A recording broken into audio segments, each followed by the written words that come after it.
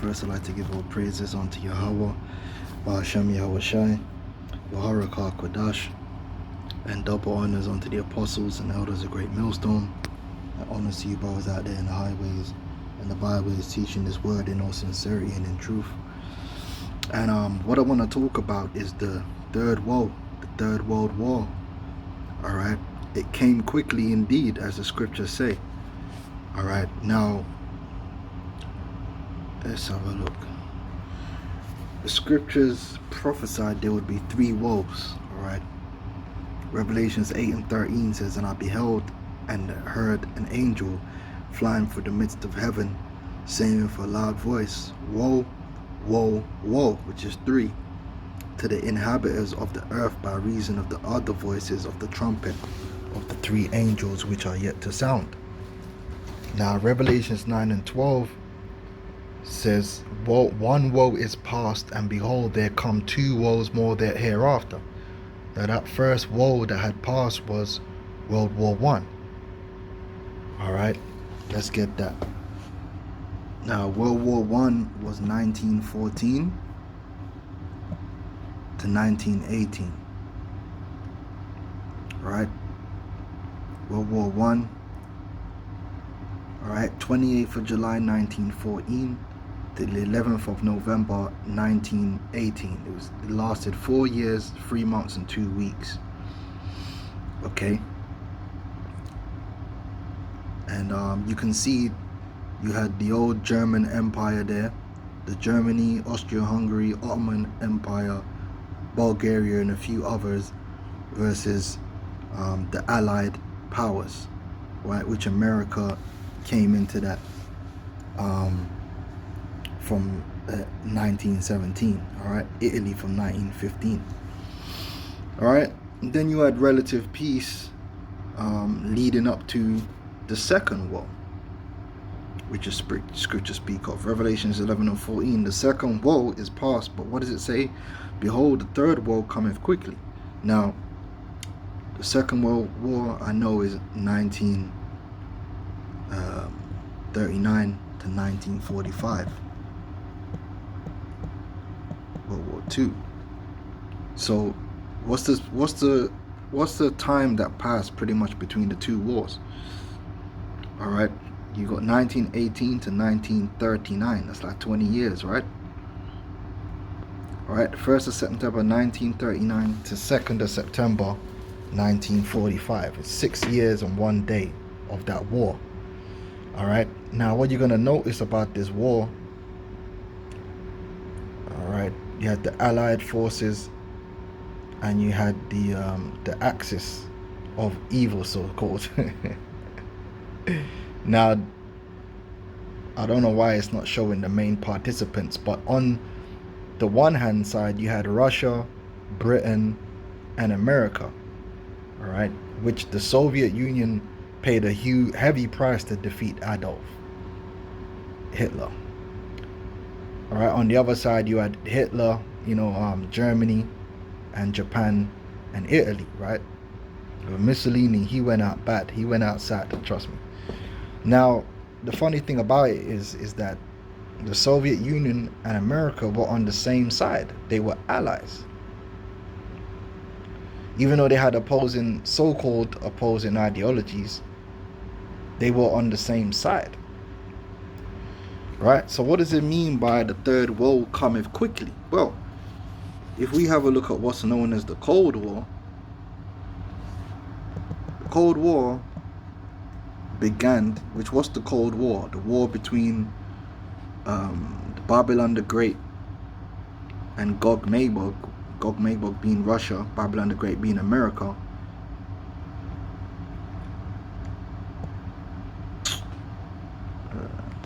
The Cold War began in 1947.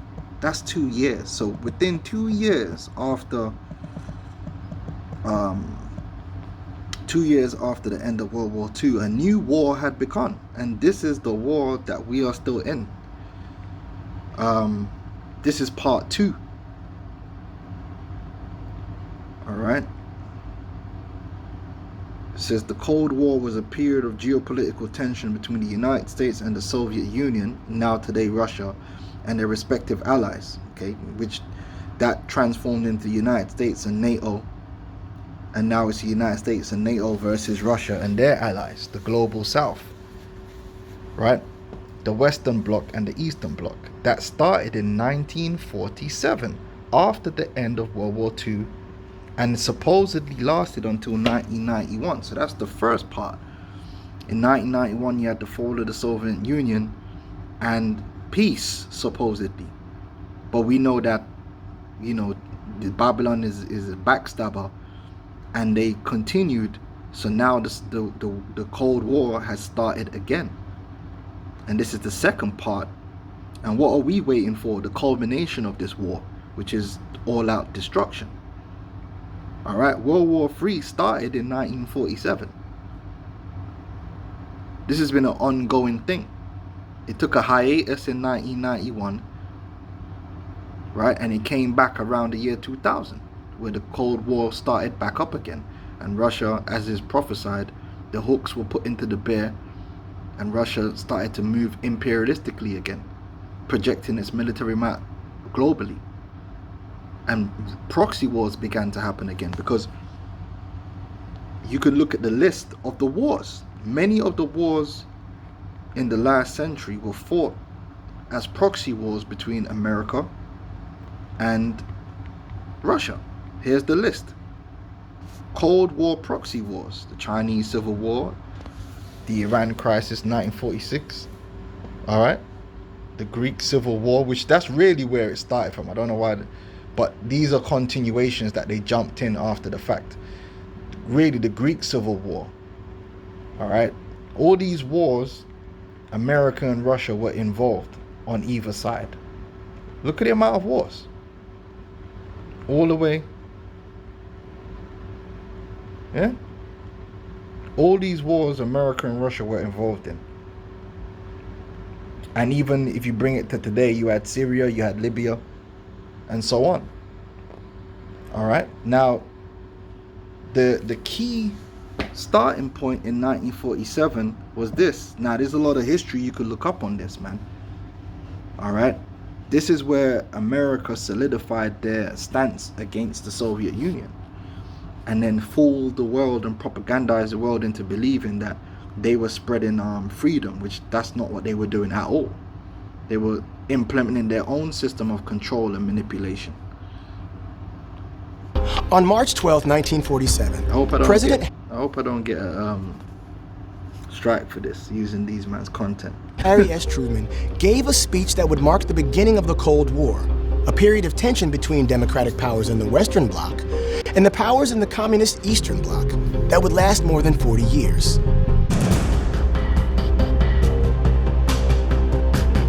Let's take a look at what gave rise to this directive, Truman's famous speech, and the lasting impact of his doctrine.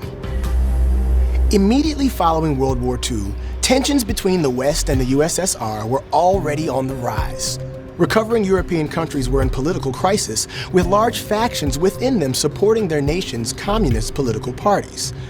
The Soviet Union supported these communist factions, desiring to expand their influence in Europe. But the United States, along with its wartime allies, wanted countries to set up governments committed to free market economies and supportive of democratic... Yeah, the free market economies that they can control with their corporations, man, and their underhanded tactics. Crony capitalism. Governments. American and British political leaders believed that nations with... That's why it's known as the Anglo-American Empire, because the British has always been hand in hand with the Americans.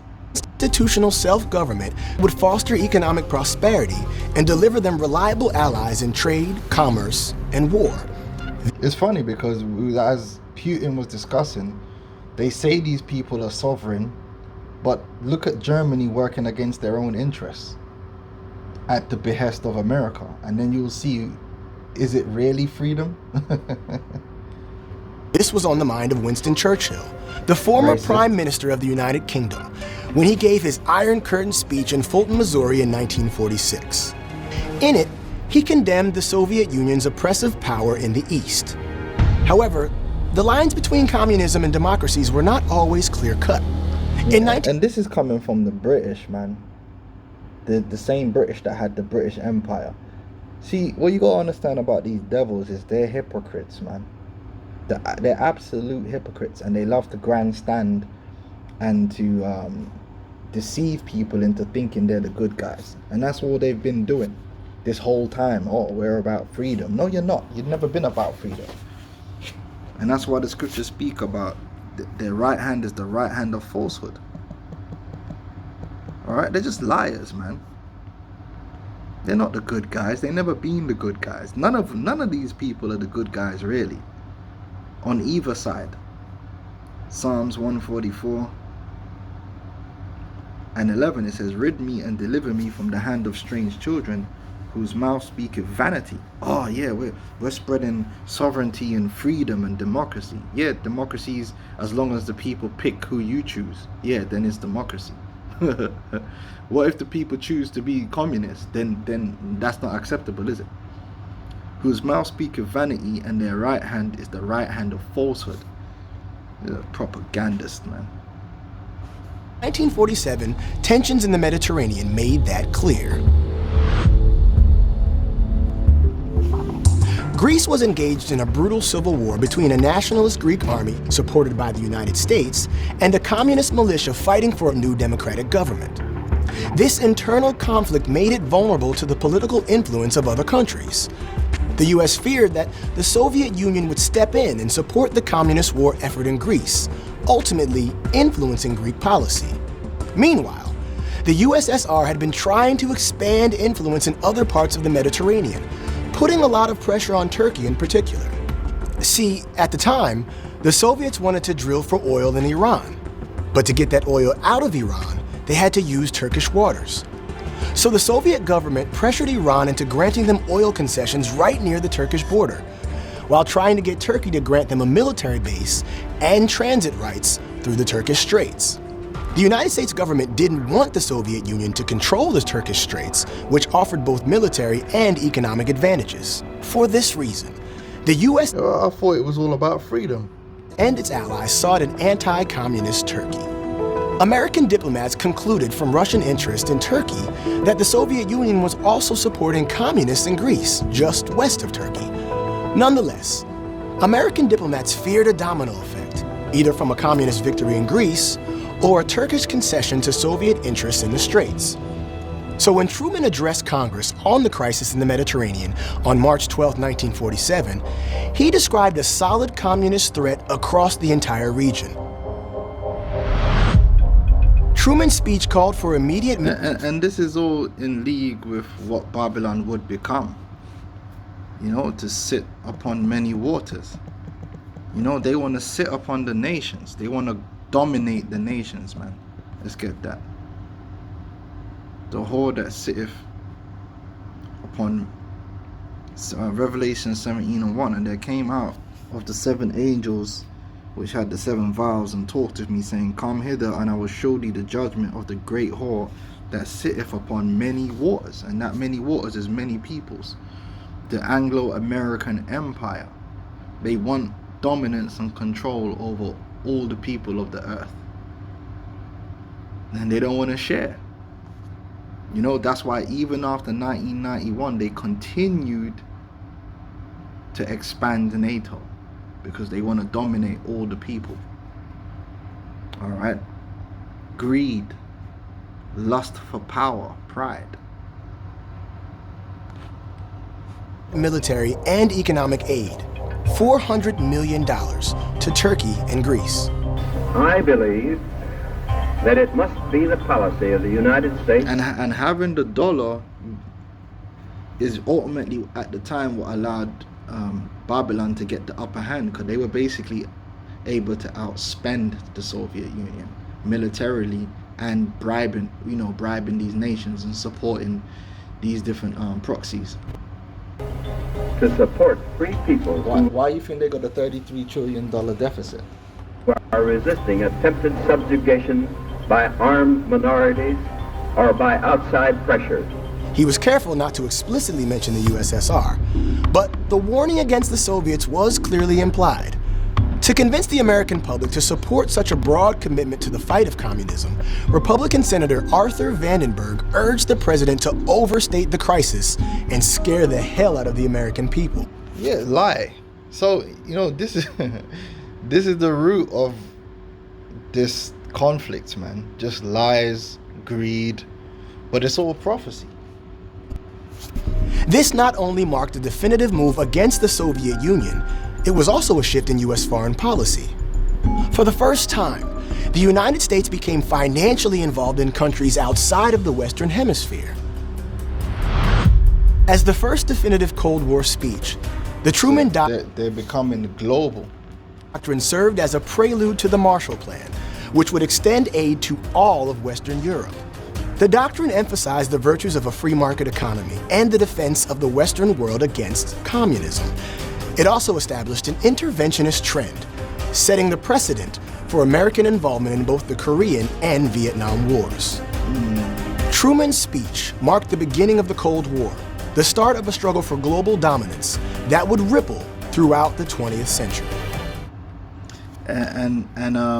So when you go to Ezekiel, the 38th chapter, all right, this is Ezekiel 38:2. It says, "Son of man, set thy face against Gog, the land of Magog, the chief prince of Meshach and Tubal, and prophesy against him." That's talking about Russia, previously known as the Soviet Union.